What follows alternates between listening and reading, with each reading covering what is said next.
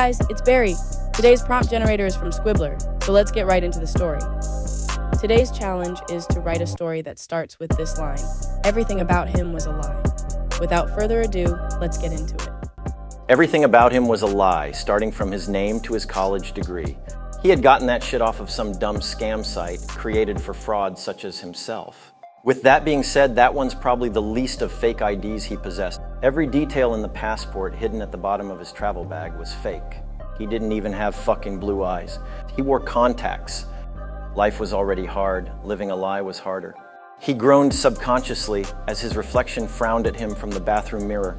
How did he go from being in the army to sleeping with women in hotels for money? He'd never actually considered sex in exchange for money, and never in a million years did he think he was going to be on the receiving end of the money. Yet, here he was in the bathroom of a hotel with a woman who thought his name was Chris, and wouldn't even give a shit if she discovered that wasn't really his name. He was almost sure that there was $300 waiting for him on the dresser, and that small consolation lessened the brunt of his self-disgust. At what point did his life start its shameful descent? Except he knew the exact moment, and as usual, his jaw ticked in rage and unease, pulses of rage traversing his body as a series of unwanted events played in his mind.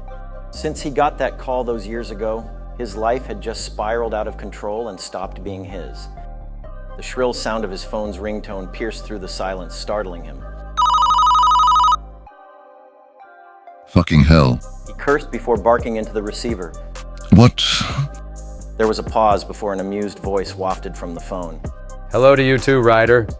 He went by different names every day, so it was quite refreshing the few times he heard his real name. However, at the moment, his exhaustion overweighed the satisfaction. What do you want, man? I'm about to go to bed. You're sleeping out? Ryder sighed as he replied. Yeah. There was an awkward silence, and he could almost visualize his friend's disapproval etched in his features, and Ryder found himself scrambling to dig out of the deep hole. I just need 6 more months. 6 more months and my life will go back to normal, Kyrie. The hum of disbelief blazed his ear canal. That's what you said 8 months ago, Ryder. He paused and sighed. I hope you know what you're doing. With that, the call went dead and Ryder sighed in relief. Kyrie was his best friend and probably the only person in the world he trusted, but his judgment could be exhausting. He already knew he was a screw-up. He didn't need daily reminders. But maybe Kyrie was right. He probably shouldn't spend the whole night out with this woman. They'd already had sex, more rounds than he could count. He left her satisfied and he could dip if he wanted. Waking up with a strange woman, regardless of how attractive, always left a bad taste in his mouth.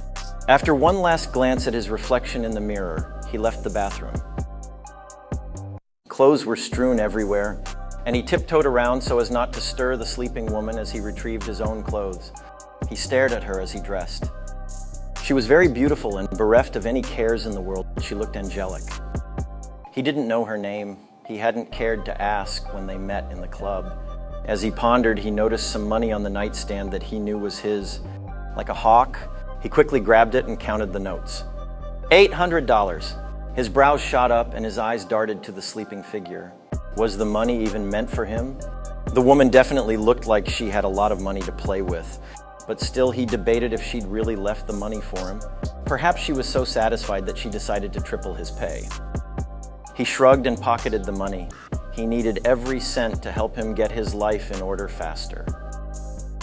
His gaze then fell on the bag beside the bed. The leather accessory screamed money and guilt sprouted within as his hand inched forward. He chastised himself silently. He had done this before, and it was too late to pretend to be a saint. Deciding that rummaging through her bag might wake her, he carried it with him to the door. I need this more than she does. He muttered to himself as he walked out of the hotel into the night. In the taxi back home, he decided against searching the bag there. He didn't want to draw attention to the fact that he was holding a woman's bag with no woman in sight, so he held on to his curiosity until he got home.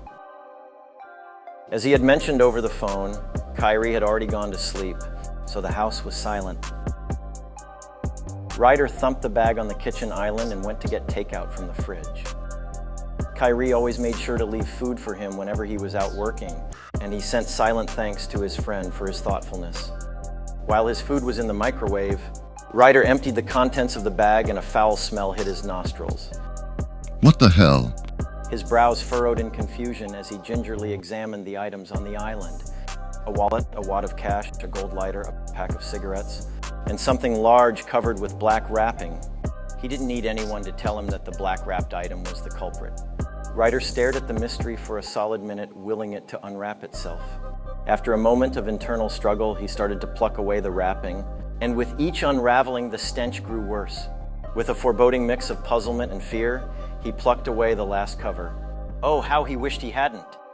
Oh God. A bloodied human hand wrinkled with age stared at him, and the non-existent food he had eaten that afternoon rose to his throat. Fear paralyzed him and impaired his ability to comprehend for a moment, but once its hold loosened a bit, he screamed. It was more a roar than a scream, but his eardrums rang in panic at his loudness. Kyrie.